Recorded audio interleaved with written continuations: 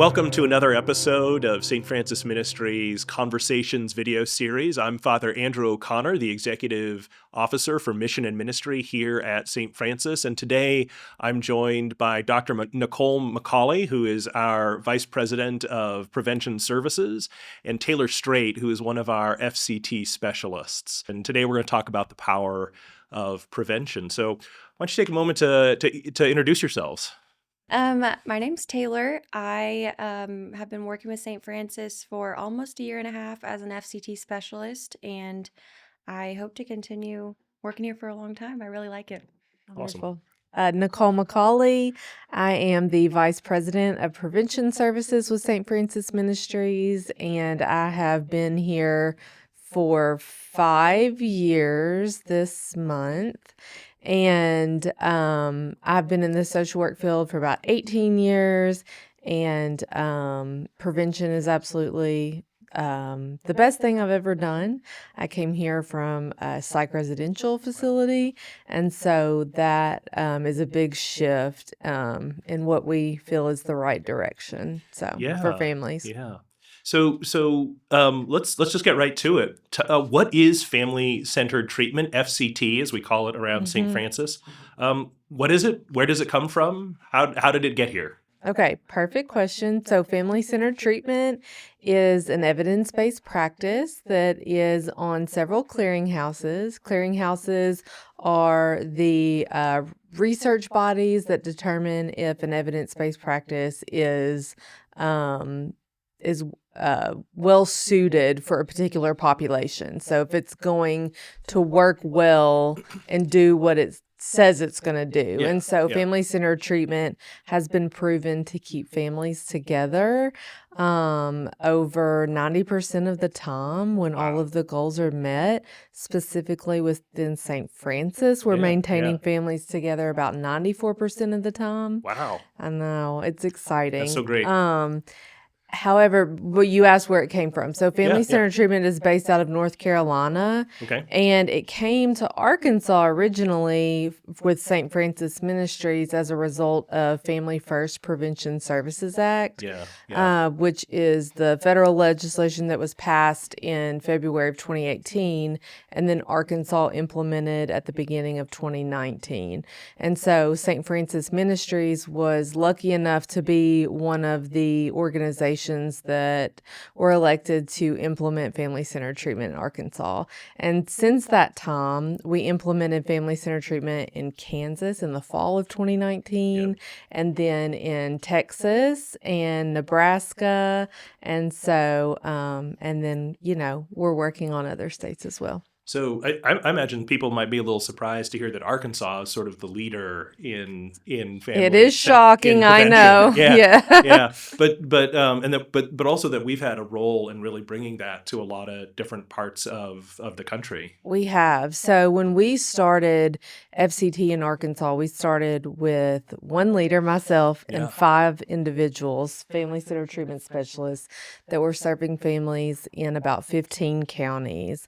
And we are now in about 50 counties in Arkansas. In the first 6 months that FCT was implemented, the foster care population in the counties that we were serving reduced by about 46%.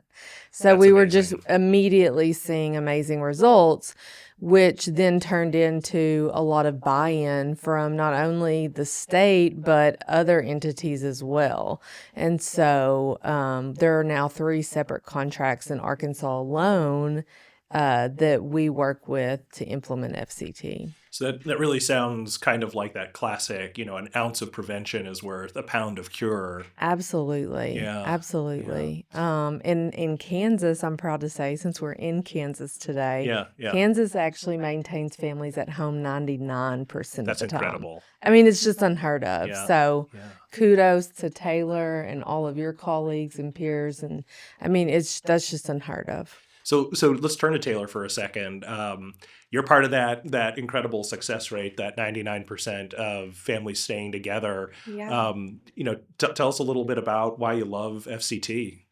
Well, I was actually talking to Nicole earlier, and I was telling her that probably my favorite part of FCT is just getting to know the families that I work with, because there's really no other rhyme or reason as to why I would come across them, except for when I'm working with them through FCT. And so to be a part of that, kind of the progress that they're making, I'm also learning a lot about myself, and Yeah. I have young kids, so it helps me be a good parent as well. Like, I have to kind of practice what I preach, Yeah. and just getting to learn about them, set the goals that work for their specific family, and to see it play out in real time. Like, that is a really interesting paradigm shift that you don't. Mhm. I mean, it's kind of unlike anything I've ever experienced. And I've been Yeah. working in Yeah. mental health for 7, almost 8 years. Yeah.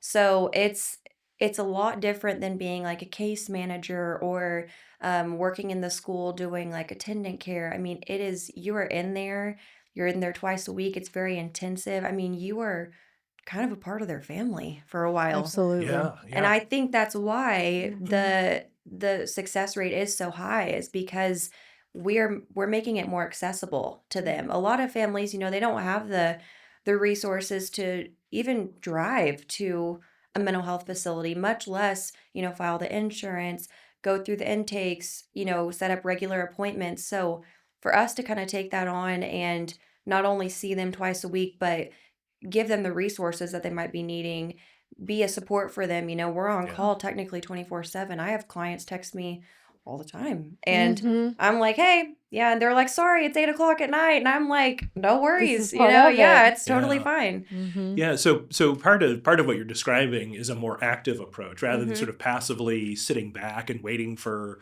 problems to occur and then people to come find us. Absolutely. We're really going out Hmm. and Trying to get ahead of engaging it. and getting Mhm. ahead. Yeah. Mhm. Why don't would you mind sort of describing the process of what Yeah. sort of from start to I don't finish. Yeah, What is it like? How does it work? I would love to. So, typically, when we receive a referral for a family, um, my first step is to contact them, try to set up an initial visit. And when I'm there, I explain, this is what FCT is, these are the expectations, this is how I believe it will help your family. And I just really try to join with them. That's part of it, is like I'm a random person coming into their Right. home. A Right. lot of these families have had services in the past that they might not have liked, or kind of left a bad taste in their mouth. They Hmm. might be nervous about their kids being removed. I mean, there's a lot of different scenarios. And so my main goal is to go in there and kind of provide a sense of safety more than anything, Hmm. and just Hmm. non-judgment, because ultimately I do want to help them. Like, that Yeah. is Yeah. my end goal. So our first 30 days, that's what we consider phase 1. That's our Okay. joining session, and that's when we're really just getting to know the family. We do a lot of assessments during that time. But one of my favorite ones that we do is called the family life cycle. And that's when we get to talk to the caregivers and basically get their life story. I Yeah. mean, as much as they're willing to share. So, and we're able to look for patterns. Like, did they experience any trauma growing up? Yeah. Is history repeating itself? I mean, because it can happen and you don't even notice it. Yeah. And Yeah. and so it's really cool to listen to their stories and just kind of provide an objective, you know, take, I guess is how you could word it. I mean, I think that once they feel comfortable enough to share that, and you are there actively listening, that really takes your relationship with them to another level. And they're Mhm. like, okay, I do trust this person to be around my children, to come to my home. Mhm. And I also try to, as we move through, the 4 to 6 months, I try to really push you are the expert of your family. That is a main, thing that we do with FCT and St. Francis. But Mhm. I mean, I want them to know that I'm not going to come in and I'm not going to, tell you what you need to do and give you all these rules. I am here simply just to help. And ultimately, your family better than anyone. So I'm just here to support that. So once we get out of joining, we move to restructuring. That's our second phase. That's kind of like the meat and potatoes of Mhm. everything. Yeah. And that's Yeah. where I get to be a little more creative too, because I get to look and see what exact goals they're needing to kind of meet, they're wanting to do for their family, everything that they're wanting to accomplish in the time that we spend together. And I can kind of do different enactments with them that are going to focus on, respectful communication, setting boundaries, appropriate emotional regulation. I can kind of, you know, do whatever I need to do to make it fit their family. Yeah. And I've got a lot of feedback from certain families like, oh, we really liked this or we didn't like that. So that helps me move forward with my other families too, because I'm like, well, let me not do that one again, So I kind of learn. And then we move to value change. That's kind of when the family is showing signs that they don't really need me that much. Like they're kind of taking ownership of the, struggles that they're going through, and they're learning, okay, this is something that we've experienced before, and this is how we're going to move forward. And then our last phase is generalization, and that's where I work myself out of a job, basically. That's when they're like, hey, it's great to have you, but we don't need you anymore, hopefully, and I tell them, fingers crossed you never see me again, right? And they're like, no, so, but it's great. It's great to watch the whole thing unfold. I really love it. So, so one of the things that as I'm hearing you speak about it is just how empowering it is. Yes. Right. It's helping the folks that we serve really, sort of develop the skills and sort of rely on their own knowledge of their family and sort of self-knowledge and it's it has like a feeling of coaching rather than, well, here let me do this for you, let me fix you. I'm glad you said coaching, because FCT is an experiential model, meaning that when you were talking about restructuring and getting to be creative, you're not going in there to do traditional talk therapy. You are giving them specific things to do and then essentially coaching them to try it in a new way. So that's a really good phrase for FCT, coaching. Yeah. And I think you said this, and I think it's worth kind of saying again that this is not an experience of going in and being, you got to do this or that. Exactly. But they're in that phrase, going in, we're going into their homes. We're really a guest in their space. Absolutely. How does that affect sort of the way this works? Well, I think it's different. I'll start and then you can. So I think it's different with every family. Some families are very comfortable with us being in the home.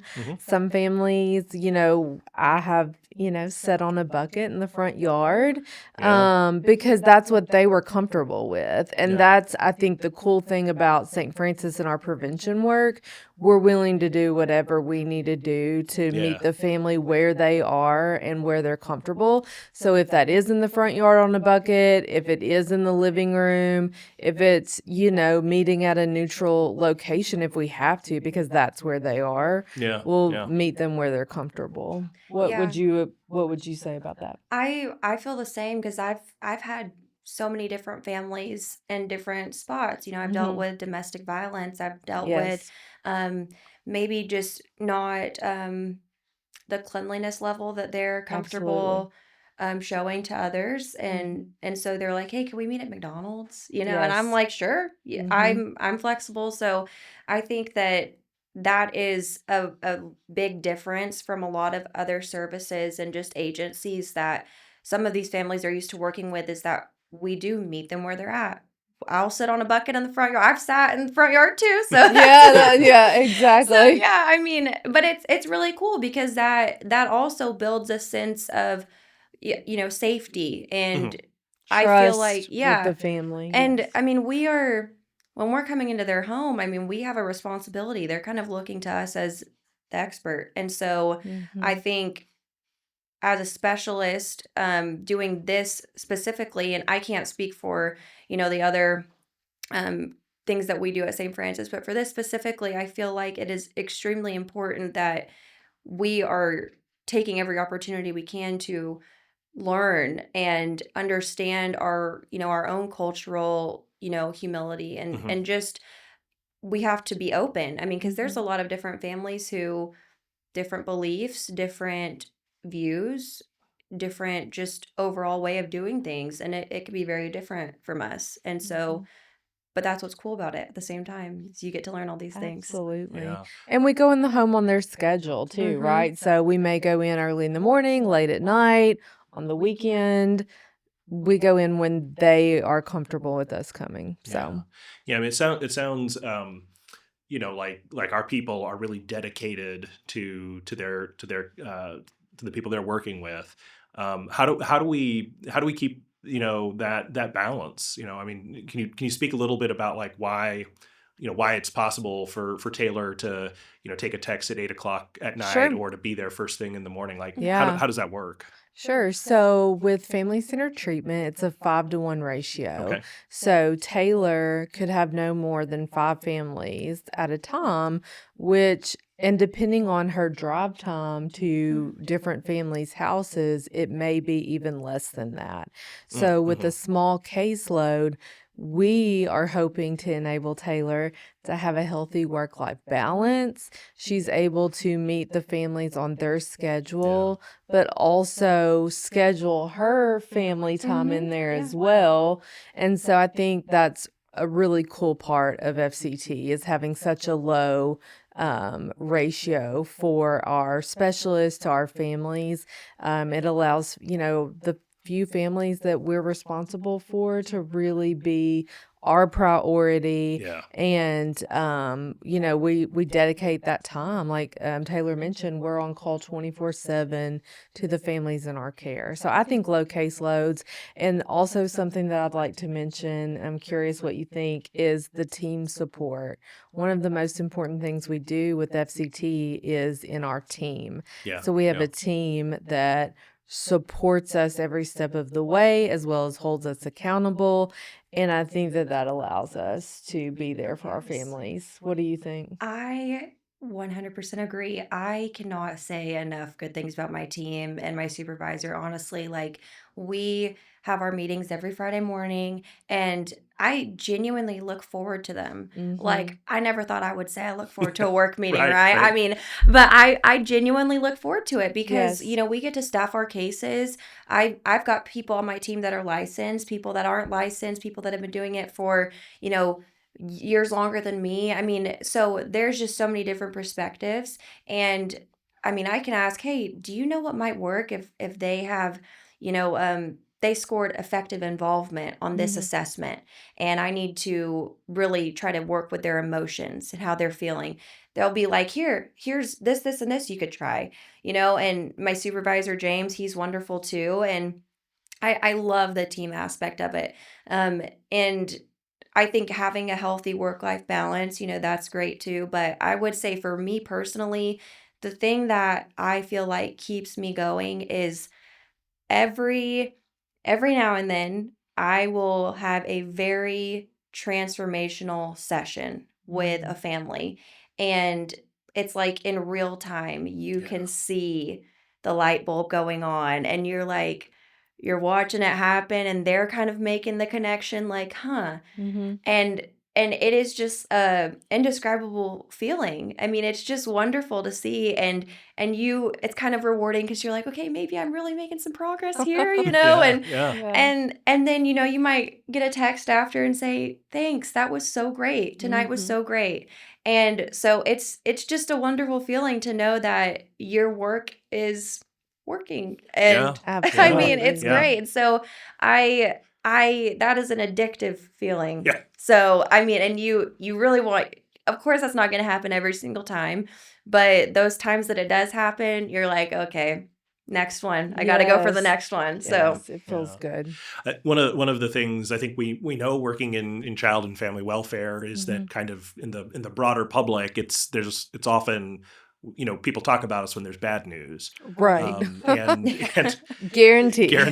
Yes. But what you're all talking about is this really incredible bright spot in the field in which we work and what we do, and part of that is getting ahead of problems before they result in more drastic remedies, but. One of the other things that we might note is you said sort of working ourselves out of business. Yeah. I mean, seems counterintuitive, but if we can keep kids out of the foster care system, I mean, keep it for kids who really need it, but get to families before they need it. That is just better for everybody. everybody. For everybody, right? Literally everybody. I say all the time, I'm so blessed to lead prevention because I feel like I got like the best gig, I don't have to, the other, all of everything we do at St. Francis is, can be tough, but being able to lead prevention, and we do have a lot of success. Mm-hmm. We do have a lot of positive momentum, and we are making differences that are easy to track and see and feel. And so I just feel blessed every day to be a part of that change. The power of prevention. The power of prevention. The power of prevention. Power of prevention. Yes, can't say it enough. That's right. You talked a little bit about sort of this being an evidence-based practice. Yes. And I think that's important to underline because, we don't want to just say, oh, it's just everything is wonderful, everything is magical, no, absolutely. and we'll promise you the world. No, we're really tracking data on this. Mm-hmm. We know that this is making a difference. Yeah, there's a lot of hard work that goes into family-centered treatment. So for everybody that is implementing this model with families, they have to go through a 12-month certification process. Yeah. And I've often heard it, I went through that, but I've often heard it compared to as like a graduate school level program, and I'm sure you felt that. And so there are like 16 different checkoffs that people have to do, in addition to so many, videos and supervision, and team feedback, trainer feedback. So it's a very detailed model. And that is just for our practitioners who are going out and implementing. And then on the back end, all of the things that we track the hours spent with the family, the number of times per week spent with the family, how quickly are families moving through phases of treatment, because we know, as this is evidence-based, that if families are moving at a good pace through treatment, they're most likely to remain engaged. Yeah. And that engagement helps us to help families complete the program successfully, which we also know prevents future involvement in state systems, be it juvenile justice, foster care, acute mental health facilities, any of that. And so that is the importance of following the evidence-based practice. And then we report our compliance internally, externally. I think you can't overstate the importance of an evidence-based practice. And there are organizations that will say they are doing evidence-based practices, but there's a difference in saying that you're doing it and then actually following the fidelity of the model, because that's what sets us apart and helps us to be successful with families. That we are committed from our CEO down through our families. Everybody's committed to the model, and that's what it takes to be successful. It's fantastic. If you had the opportunity to to say to the powers that be, the state systems, the folks who kind of fund the work, if you were going to make your pitch for why we should be doing more prevention, could you do that for us? Yeah, absolutely. Go ahead. Thank you. So we should be doing more prevention because we know that children who enter the foster care system, juvenile justice, or residential mental health facilities are more likely to have their trauma scores just continue to go up and up. Yeah. And so the further ahead that we are able to be to work with kids and families before they come into those systems, the more trauma that we're preventing, and the more trauma that we prevent, the less likely that these kiddos are then going to cycle that trauma on to their own families and kids down the road. I think that's the most important part, preventing kids from experiencing trauma. But then for state systems and our partners, we are saving states a ton of money by using prevention. So I'll give you an example. FCT averages about $100 to $104 per day per family. Foster care is triple, quadruple that in some cases. So we are saving, states a lot of money the more that we can invest on the front end. So reducing trauma, saving money, and investing in our families early on, because we know we do not have a lot of good options. There's a mental health care crisis, and so I mean, the list goes on and on. I could talk all day about my pitch for why we need to do this. But ultimately it's about best practice for children and families. It's about stopping the cycle of abuse before it happens again, stopping the cycle of addiction, and preventing trauma and saving money. Yeah. And I think, for us, this is the most important thing at St. Francis Ministries, is really keeping the family together. Absolutely. Right? Everyone's going to do better if that family has what it needs to be successful. Absolutely. And not that we wouldn't be there to help pick up the pieces, but if we can prevent that breakage in the first place, everyone's gonna do so much better. Absolutely. Yeah, research shows that kids thrive with their biological families. If it's a safe and healthy environment, they're going to thrive with their biological family. And that's absolutely our goal, is to help kids have safe and stable environments to grow up in. So, how does a family find us? You want to talk a little bit about sort of how a family comes to us? If somebody's watching this right now and thinking, maybe my family needs this. So in all different ways. So in Kansas specifically, families can find us through a DCF. So right now, and we're hoping to change this, and I can talk a little bit about that too, but right now, all of our referrals to family centered treatment come through DCF. Okay. And so that doesn't mean that the family has done something wrong or is in trouble. That just means that they see a need. They want some extra help maybe. And right now those referrals have to come through the department in Kansas. And so in Arkansas, the referrals can come through the state, juvenile justice, the court system, Medicaid, insurance. So there's a lot of different routes to find us in Arkansas.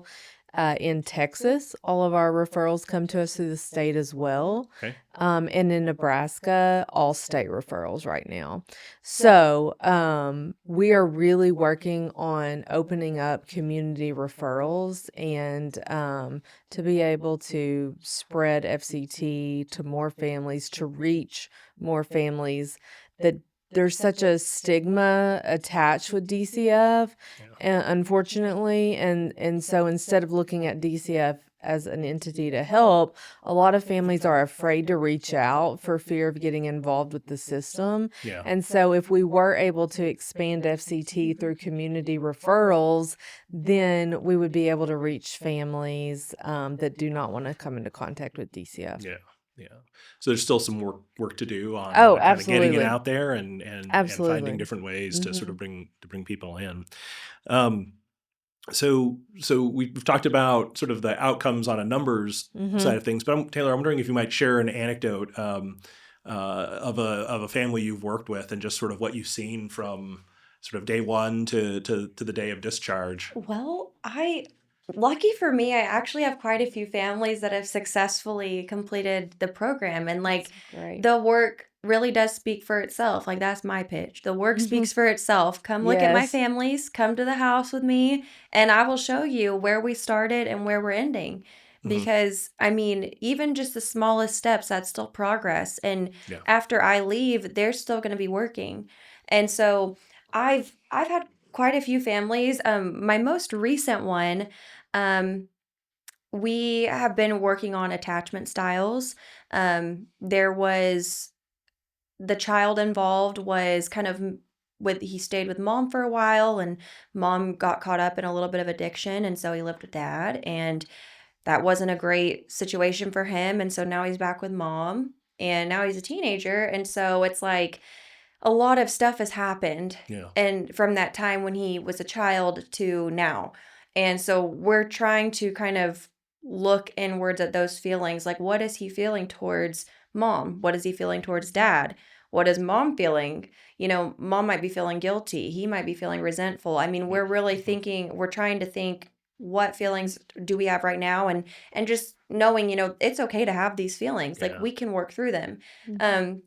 But I will say one of my very first families I got, um, we made it through everything successfully, and they had other agencies working with them as well. And it was wonderful. So I closed them out, and I didn't think I was ever going to hear from them again. But about 7, 8 months later, I got a text from the mom, and she said, "Hey, I just wanted to let you know I'm no longer involved with DCF." Fantastic. And That's I was amazing. like, Yeah. "Oh Wow. my gosh, I am so glad you let me know that." Like, that made my day, Yeah. because to hear from her, months later, just the fact that she thought to message me, I was like, Hmm. "What? That's wonderful." I Yeah. and that's such great news, to for me to have been in there and to have been a part of that, for them. I was like, that's truly amazing to get those updates. So, Absolutely. I mean, that's, not to, harp on it too much, but that's the power of prevention, right? I Right. mean, yeah, yeah. that's a Yeah. really wonderful anecdote. Thank you. Mhm. Thank you for sharing that. Um, if you were to sort of forecast the future for this, what do you think it would look like? So, do you want No, me to you go? go. You go Okay. first. So, so what it will look like versus what I want it to look like may be two different things. So Well, I'll go with what I want it to look yeah, like. yeah.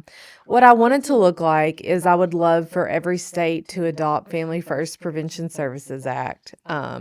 While it has flaws, it has done a lot of good. I think Arkansas and Kansas are two states that are primary examples of maintaining families together Mhm. safely at home in through FFPSA. Mhm. And I think that there is room to expand that model. So right now, states are able to draw down 50% reimbursement from the federal government to implement programs like family centered treatment.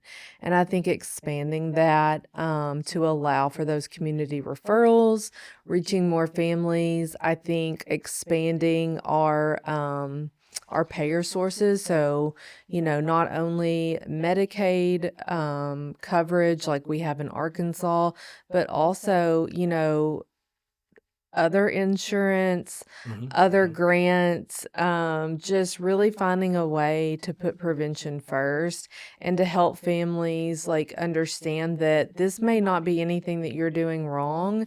This is just because we don't want anything to go wrong in the future. And Yeah, that's something yeah, we actually practice in valuing change and generalization. Like we take everything that we've learned and we, use it. We talk about the future because that's something that not a lot of programs do. They don't talk about the future and like, let's imagine this situation Mhm. happening and how are you going to use what you've learned to handle it. But sorry, I'm getting off No, you're off fine. You're topic fine. here. No, no, no.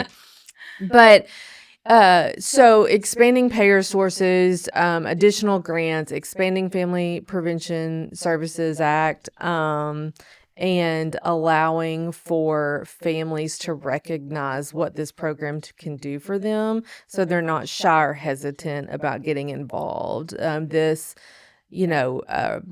the stigma associated with intensive in-home services. Mhm. Yeah, yeah. What about yourself?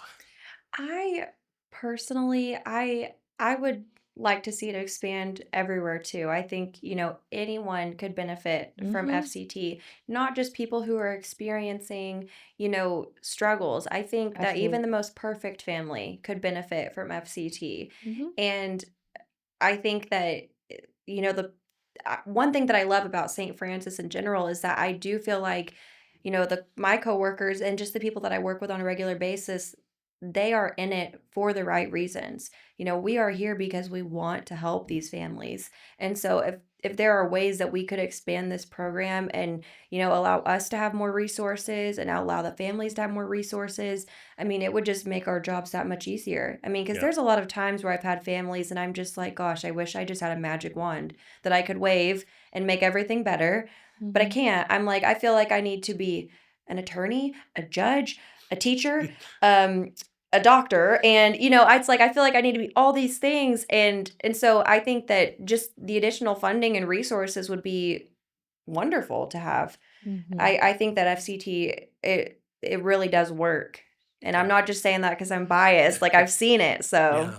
When you mentioned all of the different positions that you feel like you can be, I think it's important to note that one thing we do, yes, we stick to the fidelity of family-centered treatment, but we also connect families to all of those, um, resources that you Yes. just mentioned. So that's part of what we do is help families connect to the resources needed for their family, whether it be the doctor, the teacher, the lawyer. So, we are, there's a lot of, I would say, case management work that goes along with helping FCT to be successful. It's really drawing in all these different stakeholders and partners and resources.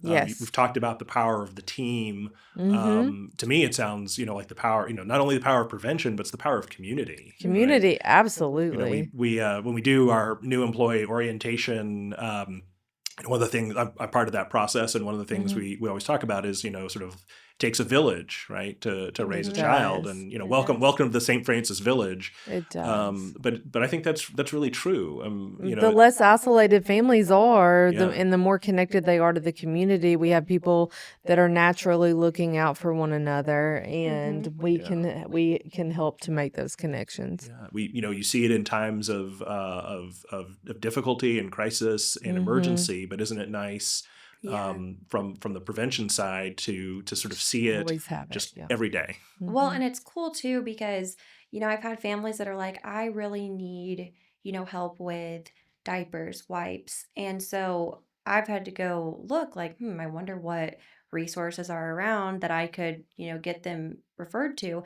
And I've found so many cool things around Wichita that I never knew about. I mean, there's a Yeah. place here called the Treehouse, Yep. and you can go in. They have like a little shop there that you can go through. They ask you to take a parenting classes, but I mean, that's great. Parenting Yeah. class is going to benefit anyone. And then in return, like they're able to help you with, food items that you might need for your kids. Amazing. And I'm like, this is so cool. I didn't even know. So in my personal life, if somebody brings up something like that, I'm like, hey, I actually know of a place, Yeah, And yeah, so yeah. it's really cool to find these things. Absolutely.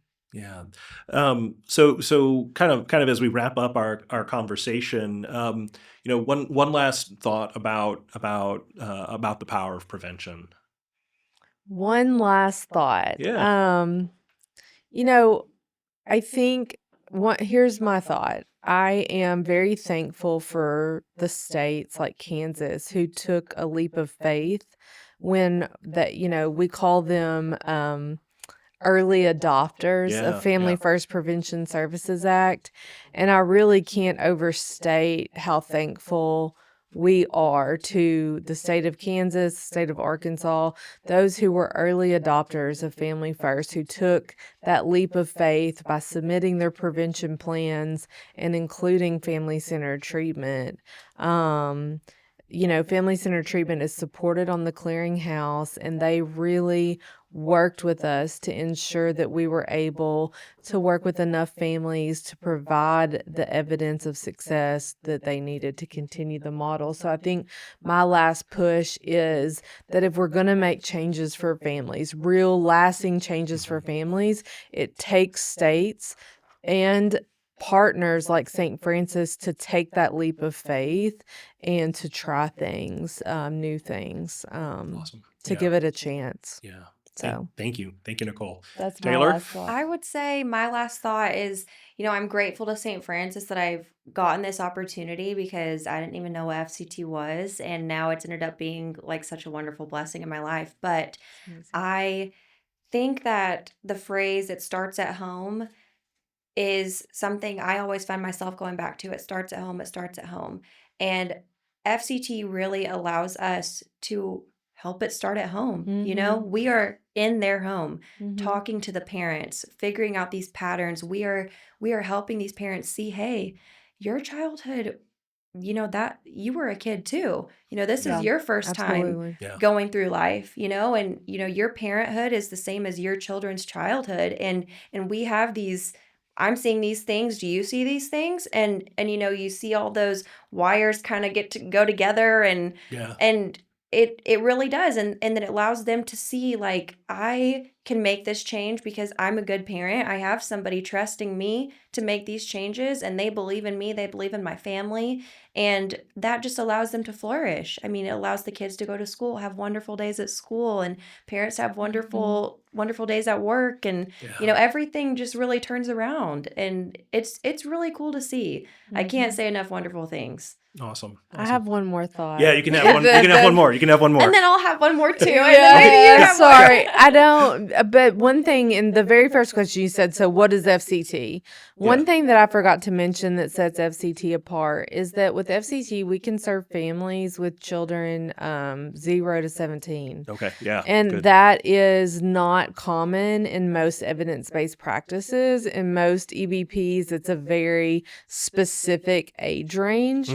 And so that is a really cool part about FCT is we can serve single parents, split, 2 household families, as long as they have a child birth to 17. And so that, I think, really opens up the number of families that we can serve as well. I felt like I needed to throw that in there because really it's definitely something that sets us apart. Yeah. Did that give you one more thought? Well, no, I'm just kidding. No, I mean, I do think that's important as well because that isn't super common in what I've seen. And, as a practitioner, it allows you to expand, kind of your tool set. I mean, absolutely. I've got to figure out how to work with a 5-year-old and a 17-year-old in this family. And I don't think that I'm going to be able to do the same thing with both of them to get them both on the, so I have to really kind of get creative and that just helps me. And so I just really enjoy it. Yeah.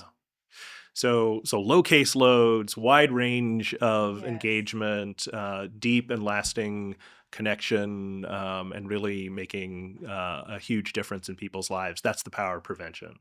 Absolutely. It sure is. Well, Taylor and Nicole, thank you for joining us for this wonderful conversation. And please know how thankful we are at St. Francis and in the wider community for what you all do to make a difference for families.